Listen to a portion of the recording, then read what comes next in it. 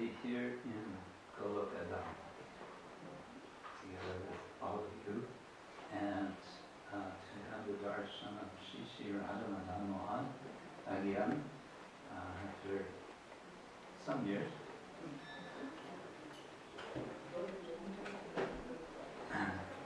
And especially right now, from where I'm sitting, having the darshan of Chota Radha Krishna, who hold a special place in my heart, because they're the first deities I ever had darshan.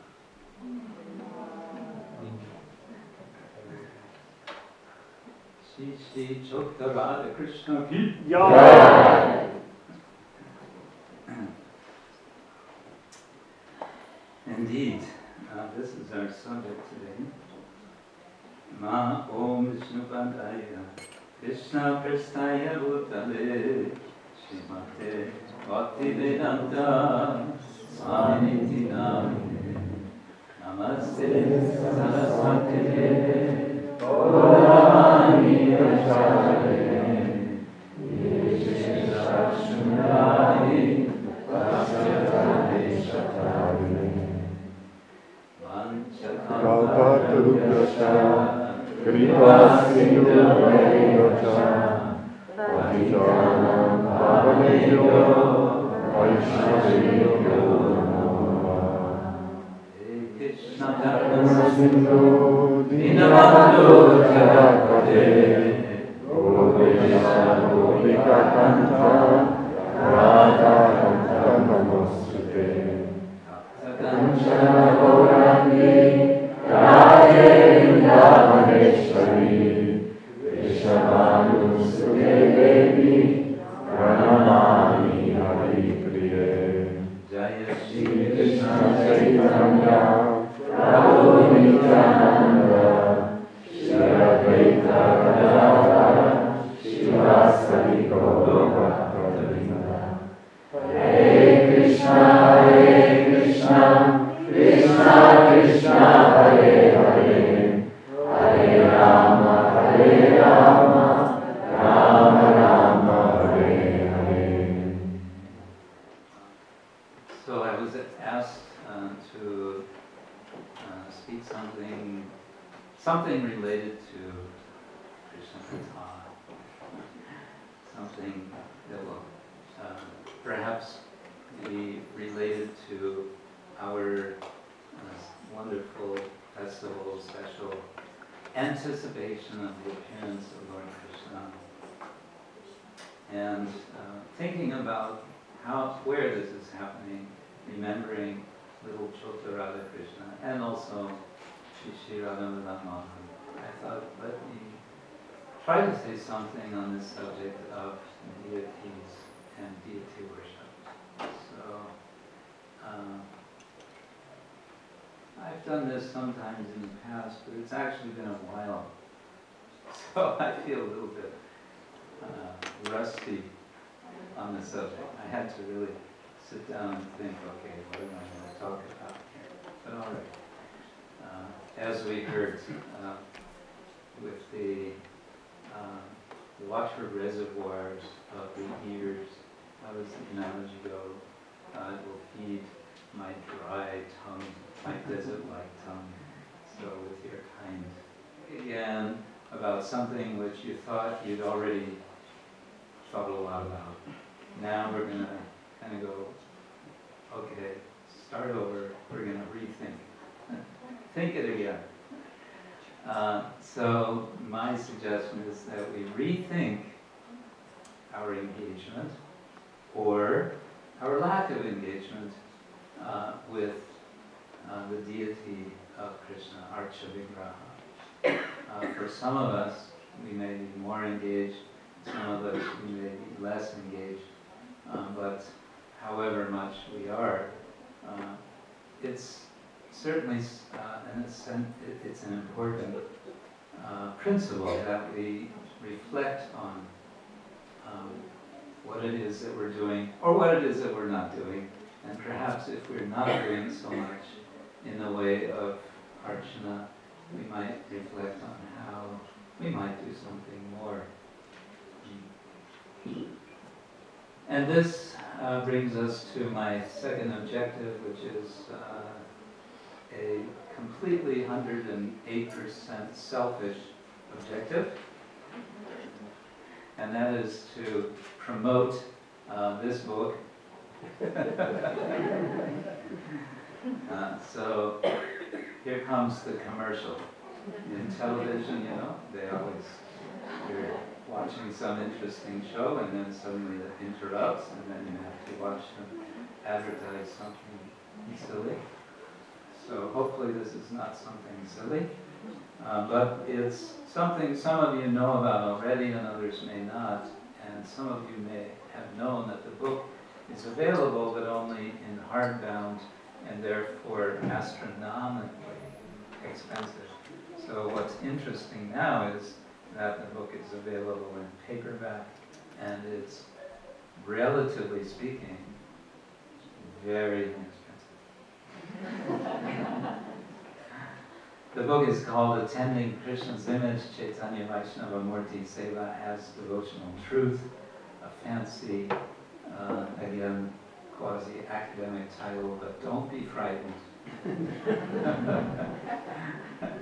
It's just a fancy title.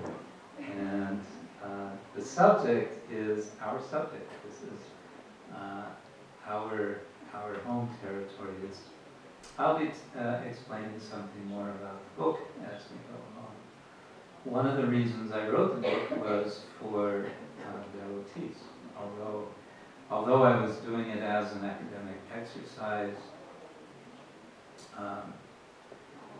and therefore had to and also wanted to address a so-called learned audience, how to present, how to articulate this wonderful tradition we have of deity worship, temple worship, to a wider audience for whom all of this is pretty strange and possibly even threatening in the sense of being considered not religious. Maybe it's idolatry. So that's one of the subjects I want to address. In fact, I want to talk about today. Although I have to say, that's not something I addressed directly in this book. That was in the previous book, which used to be available. I think it's still available, called Krishna Statement. Yeah, is that still around? You have a copy. Then it's still around.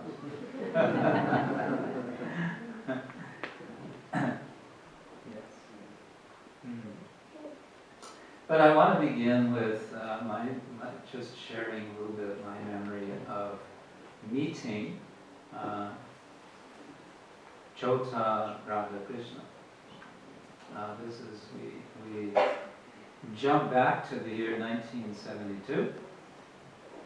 I know, it means this guy is really old.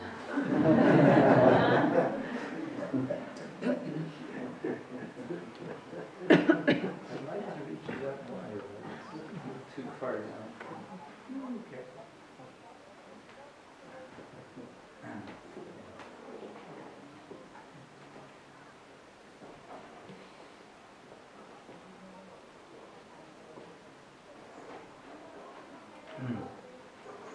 1972, June, late June. The scene is, well, the preliminary scene is Stuttgart, Deutschland. We just drove by Stuttgart last night. And I was remembering nice memories of Stuttgart. My first 2 weeks in the Hare Krishna movement, there were no deities there. There was a nice Panchatattva picture, altar. We used to sing every morning, Gurvakshtaga, all 6 of us, 6 brahmacharis. And then the news came, Srila Prabhupada is coming to Paris. This was, you just drop everything. Prabhupada's coming to Paris, we're going to Paris. And so, first we all headed up north to Hamburg, which I don't really remember now what the reasoning was, but I'm glad that we did. The sort of main temple in Germany at that time was in a warehouse in, what was the place? Bartelstrasse? Okay, number 65. Bartelstrasse number 65. Okay. And Vaidyanatha Prabhu was there. Yeah, I joined the same year, yes, in 72. And when the devotees drove to Paris, I came along with them to see Srila Prabhupada. So I saw the you same time? Yeah. Wow.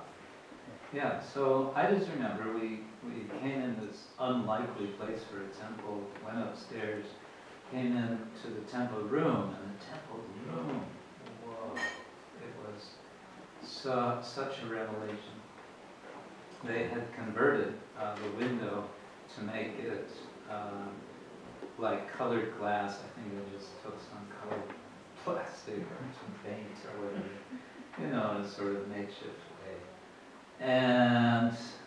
But then the altar, on the altar were Chota Krishna and Jagannath Subhadra Baladev, Chota Jagannath Subhadra Baladev, the deities of who are now in, I believe they're still in Zurich.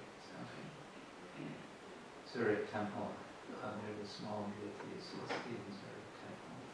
So those Radha Madan Mohan came later. They came to Schloss Rettershof in which year? 74. 74. So were they already there when Srila Prabhupada visited? Hamza saw them in Paris.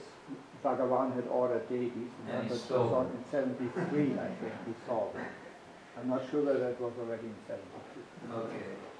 Yeah, they're actually, as I remember, more or less stolen. They were intended for Paris. Yeah. Yeah. But our illustrious leader at the time decided, no, they're coming to Germany. And so, anyway, before that, so in Hamburg, and the pujaris were doing very beautiful worship. And this was the thing that really struck me and gave me a kind of, some sort of additional positive jolt toward, just surrendering. In fact, I think it was that evening, after I saw the deities, and I saw the pujaris, I just remember Smita Krishna Swami, at that time, Smita Krishna, that's Brahmachari, doing the arati, with such concentration. I mean, it was like electric current. He seemed to be so focused, and he was making these slow and graceful motions in weighing the items in the arati. And then I once peeked into the kitchen, and in the kitchen there was this intense mood. There was Ashtaratha Prabhu, and I think Bhakti Swami was there. He was Brahmachari at the time. And possibly Mother Himalati was there. And they were just getting an offering ready.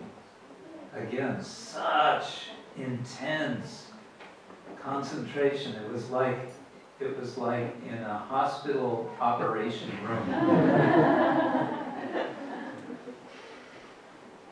Everyone was very serious and very concentrated. Wow. This is worship of Krishna. This is far out. So then that evening, a few of us were sitting around in one room, and our GVC at that time, Sudhuda Prabhu, was there and chatting. We were anticipating leaving the next day for Paris, and some of us were brand new. I mean, I was brand new. He was just going around the room and sort of one after another asking us, "Do you want to be initiated?" "Yeah." "Do you want to be initiated?" "Sure." And so it went like that. And because I'd seen the deities and I'd seen the deity worship and I'd seen this colored glass temple and smelled the incense and heard the bell ringing and heard some mantras, and maybe by that time I'd also had a little bit of prasadam, when he pointed to me and said, "Do you want to be initiated?" I said, "Yeah." It's for me. I don't know much what's going on, but yeah, I think this is what I'm looking for.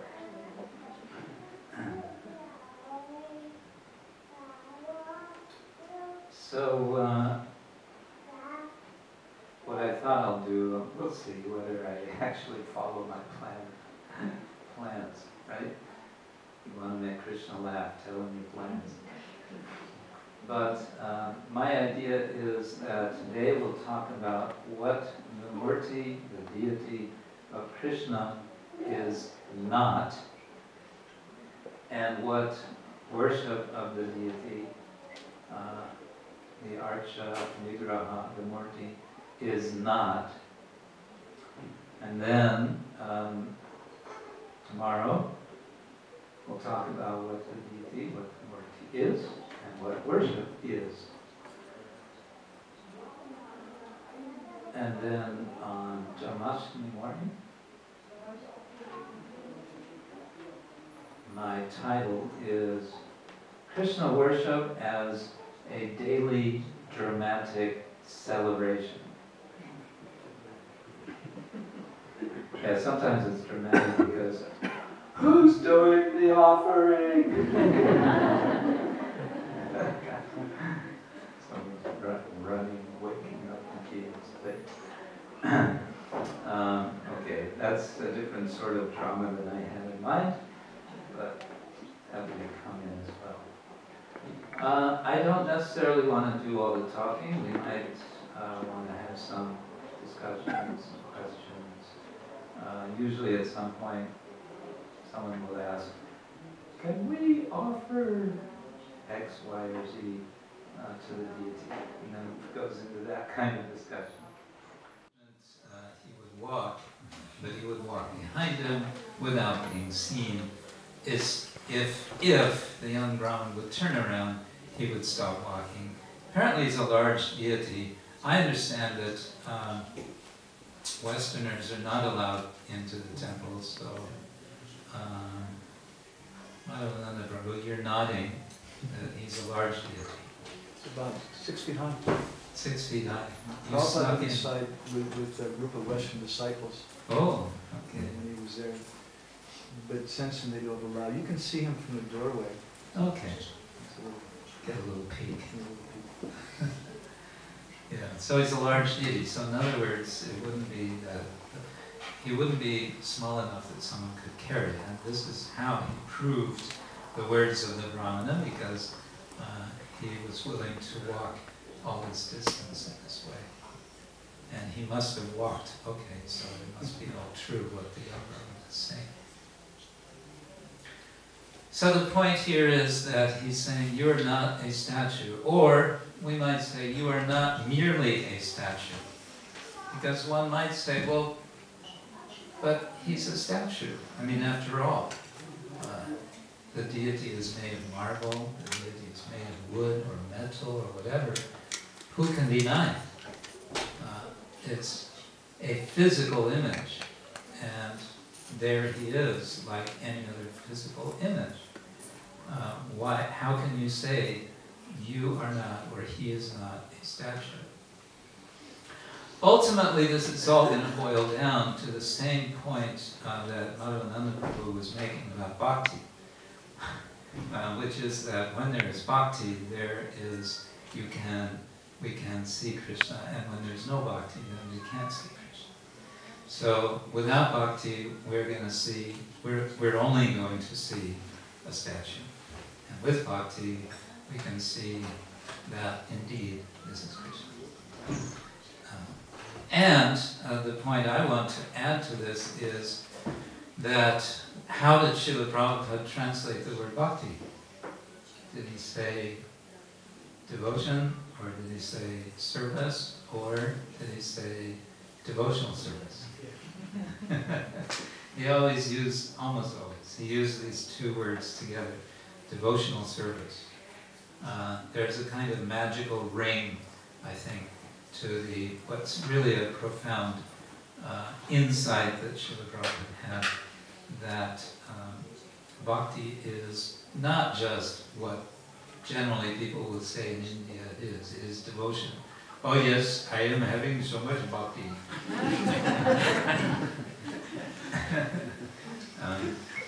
Great. Prabhu, could you do some service? No, I am having too much bhakti.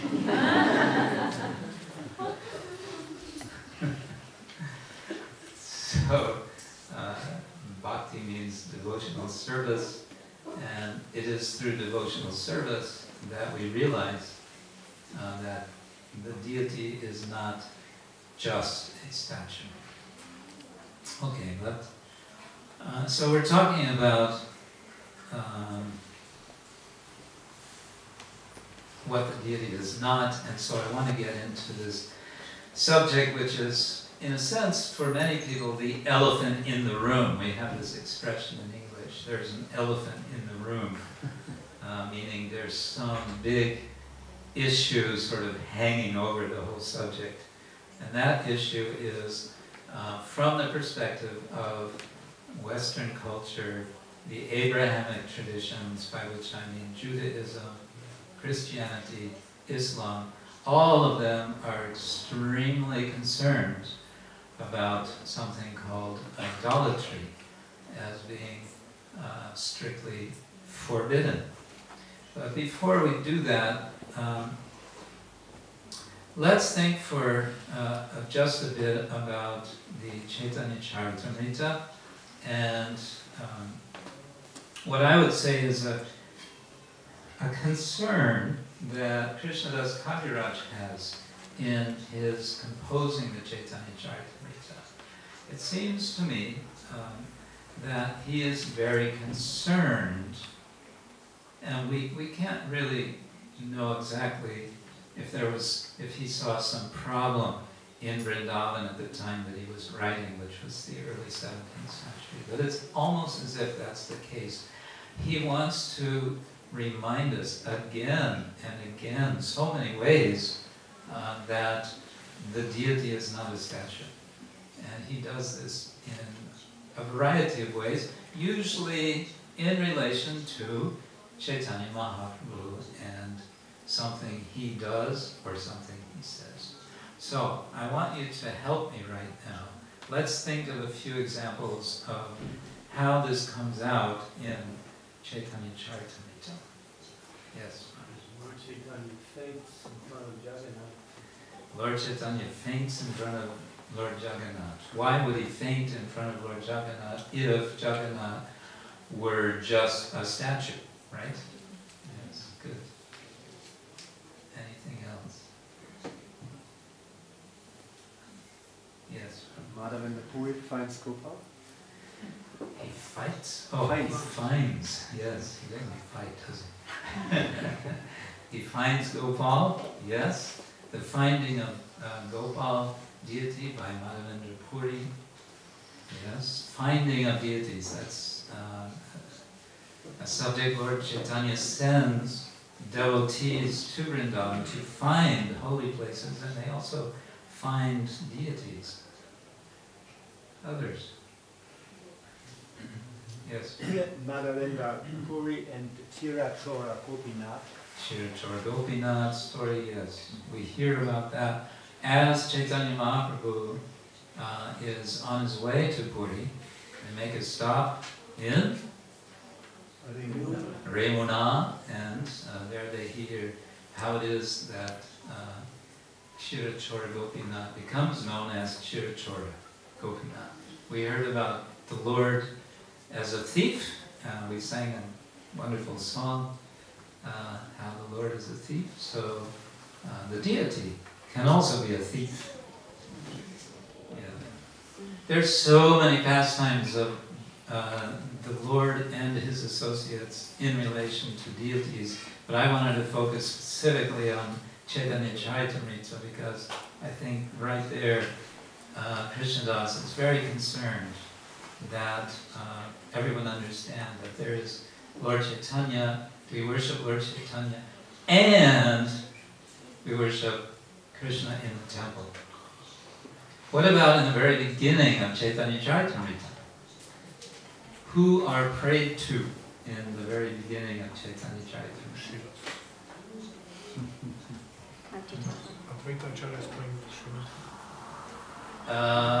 Yes, that's a little later. I'm thinking of the very beginning. First few verses, first 14 verses, Chaitanya Charitamrita.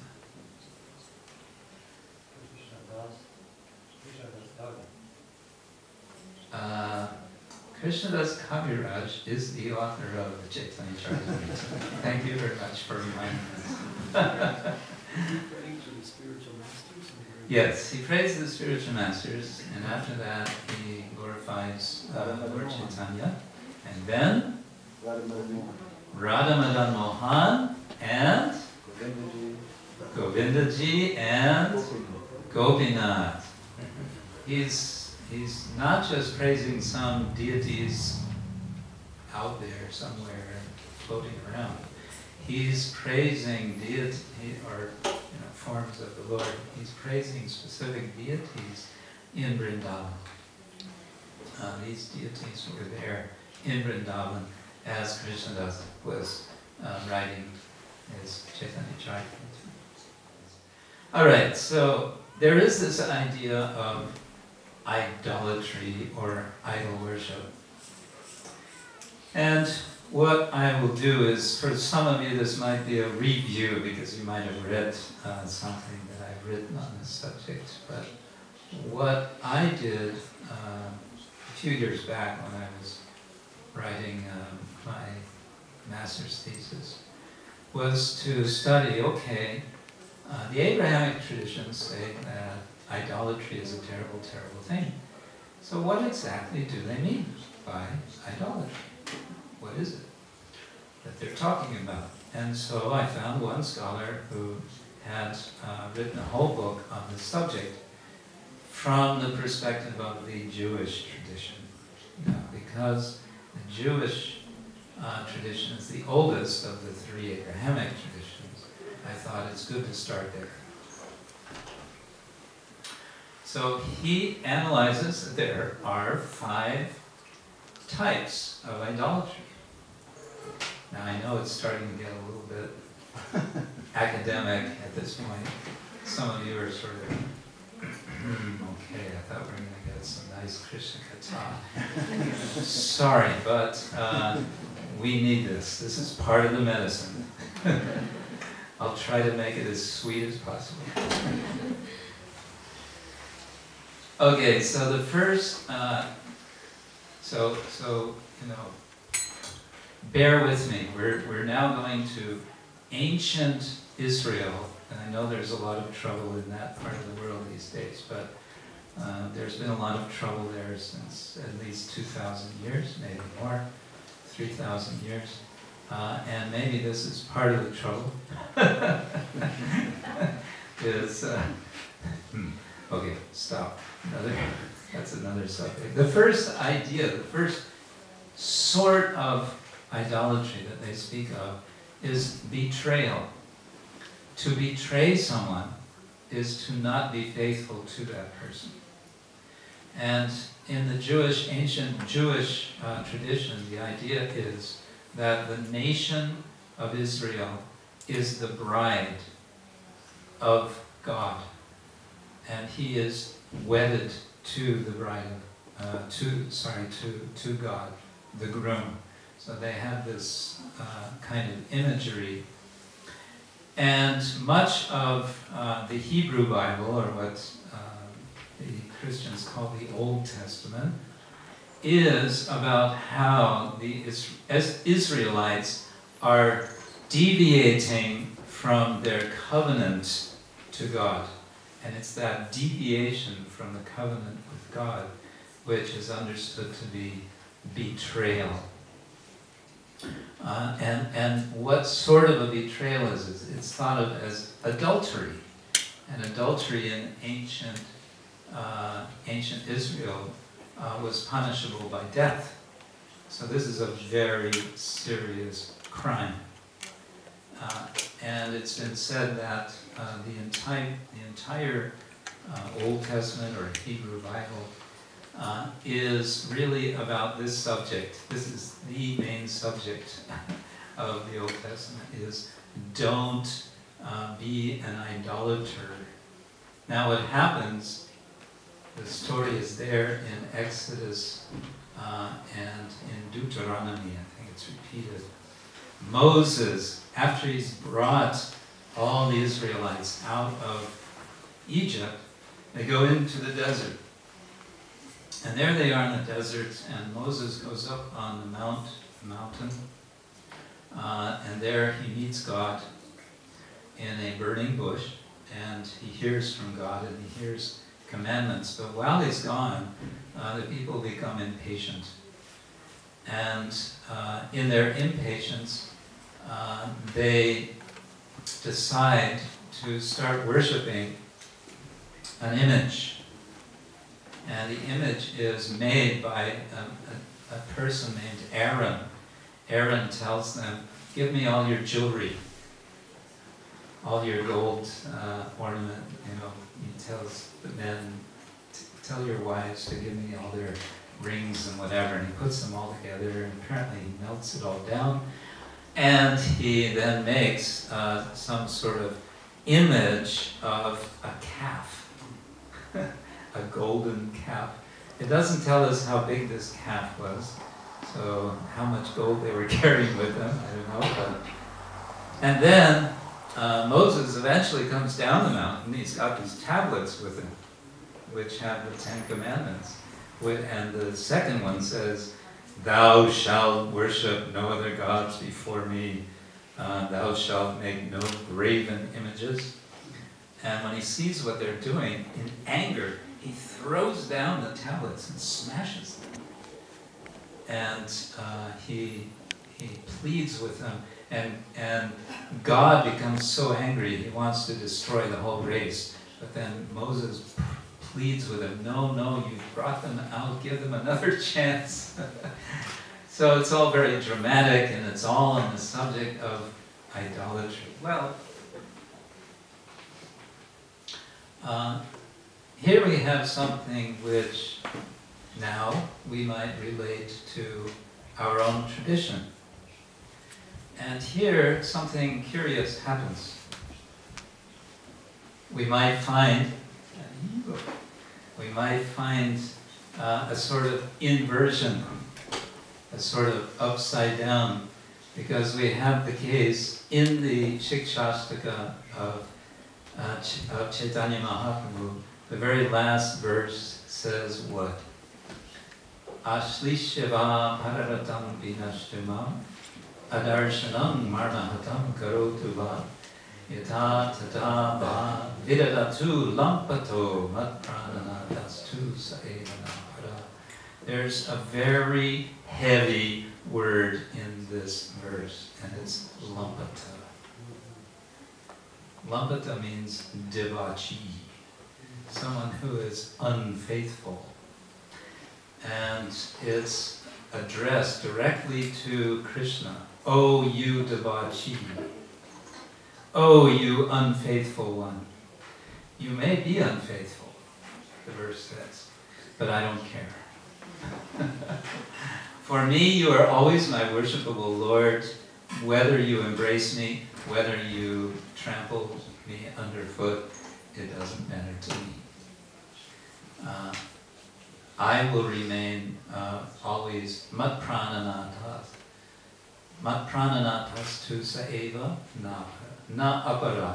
No one else, only you will remain my my master, my Nata, the master, the Lord of my life.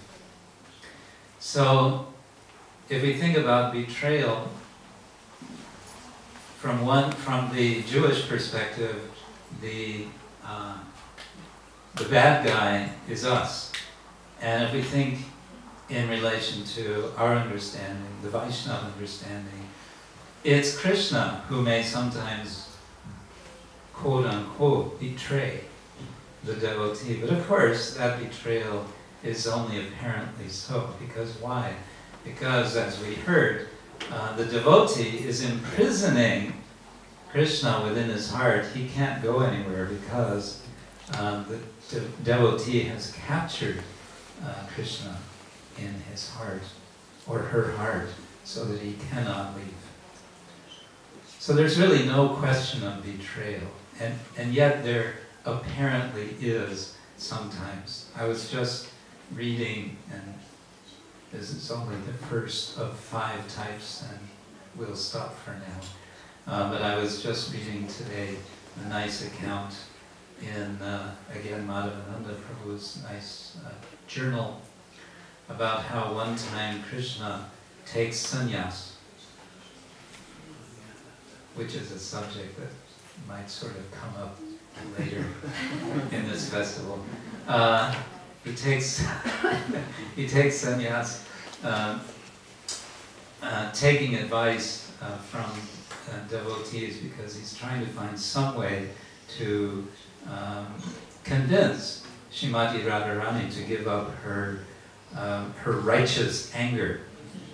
And the point is that she is angry. Why? Because Krishna has been discovered with another woman, or apparently with another woman. And she is not going to give up her anger about this at all. And it goes on and on about how angry she was. So angry that she didn't want to see the color black again. She didn't want to see black clouds. She didn't want to see herself in a mirror with her black hair. She had the tamal tree that was in her courtyard uprooted and thrown away. Didn't want to see the Yamuna, not going to bathe in the Yamuna, not going to get water from the Yamuna. None of this. Forget it. No black. No talk about what to speak of talking about. Anyway, so Krishna had to take extreme methods in order to get Radharani to give up her anger. And his method was to come as a renunciant, as a Shaivite beggar, and to beg her for her anger. Please give me what I want. Promise me you'll give me what I want. She finally agrees, and he says, now, give me your anger. He says, okay.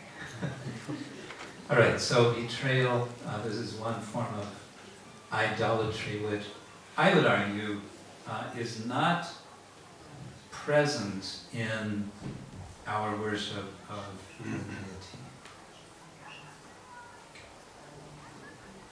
Shri Radha Madan Mohana ki jai, Srila Prabhupada ki jai, Gaur Premanande. Hare Krishna. Krishna Kshetra